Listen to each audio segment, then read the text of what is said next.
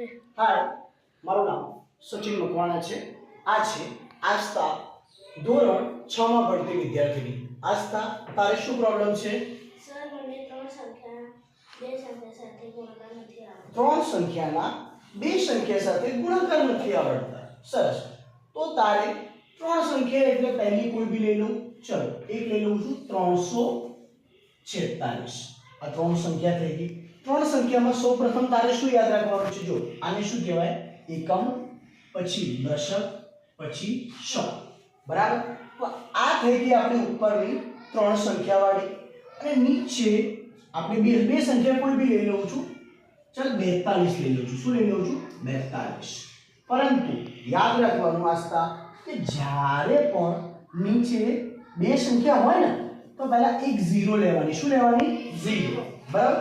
અને હંમેશા આને છે ને અહીંયા પ્રથમ ગુણવાનું. આ જે નીચેવાળી દશકની સંખ્યા છે ને એને પહેલા ઉપરવાળી જે પ્રથમ સંખ્યા સાથે ગુણવાનું. બરાબર? તો 4 6 કેટલા થશે? 4 6 24. તો 24 નો ચોગડો કરીશું, વધી પડી 2. બરાબર? હંમેશા જ્યારે પણ ગુણીએ ને તો એકમની સંખ્યા અહીંયા મૂકવાની અને દશકની સંખ્યા ક્યાં જાય? વધીમાં. બરાબર? પછી આને ઉપરની દશકની સંખ્યા સાથે ગુણીશું તો ચોકું 16. 16 માં વધી 2 એડ કરીએ તો 18. 16 ને 2 18. તો 18 નો આઠડો વધી પડી 1. બરાબર? પછી જો 4 તરી 12. 12 ને કેટલા થશે? 13. જરા અહીંયા ફોકસ કરો તો જો પછી 4 વાળું પતી ગયું છે. બરાબર? તો 4 વાળું સંખ્યા જ્યારે પતી જાય ને તો એની વધી આપણે શું કરી દેવાની? કેન્સલ. એટલે ગણતરીમાં આપણને બિલકુલ ભૂલ થાય નહીં. અને પછી એની બાજુવાળી સંખ્યા એટલે નીચેવાળી એકમની સંખ્યાને ફરીથી ઉપરવાળી એકમની સંખ્યા સાથે ગુણીશું. બરાબર? તો ફરીથી અહીંયા જો 2 6 કેટલા થશે? 12. તો 12 નો બગડો વધી પડી 1. બરાબર?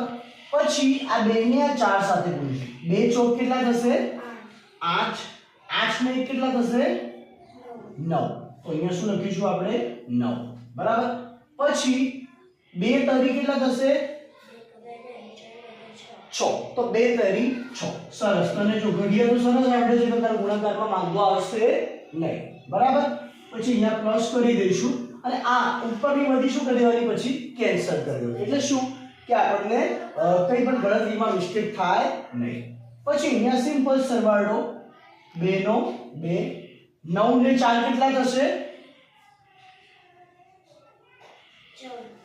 ના, 9 ને 4 14 ન થાય. 9 અને 4 કેટલા થાય? ગણો ફરી.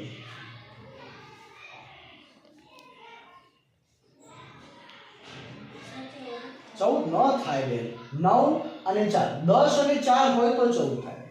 9 અને 4 કહું છું. 9 અને 4 કેટલા થશે?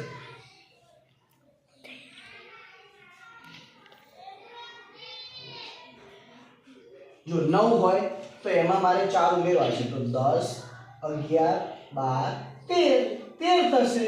તો 13 નો તગડો વધી પડી 1.